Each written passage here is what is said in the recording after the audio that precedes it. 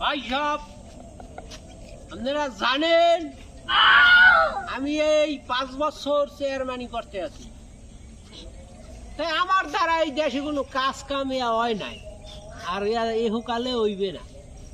এই যত টগরা ক্ষেত আছে এ সব আমার করা, এই জমিতে কোনো ধান ফলবে না, দেশের জনগণ বাঁচুক আর কলেরায় ডলুক। এই যে মাঠ এও খুঁজছে আমি খাল করতে চাই, কারণ নৌকায় আমি জাল পাততে যাইতে পারি না। আমি চেয়ারম্যান হইয়া কোলায় যদি আমি না যাইতে পারি আমার মানুষদের কি থাকে? ধান লাগাইলে ঠিক আছে, জনগণ না খাই মরে যাইবে।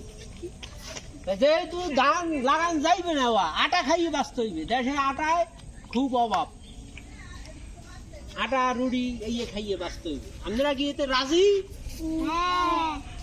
এই তাহলে আপনারা আবার আমারে ভোট দিয়ে জয়যুক্ত করবেন, আমি যদি আগামীতে হইতে পারি। আর না হইতে পারলে সবার ঘরে ঘরে আমি এক একখান বাস দেব, বাস দিয়া সবাই ঘরে দেব। আমি আগামীতে নির্বাচনে পাশ করলে দেশে স্কুল কলেজ রাস্তাঘাট এ আমার দ্বারা হবে না।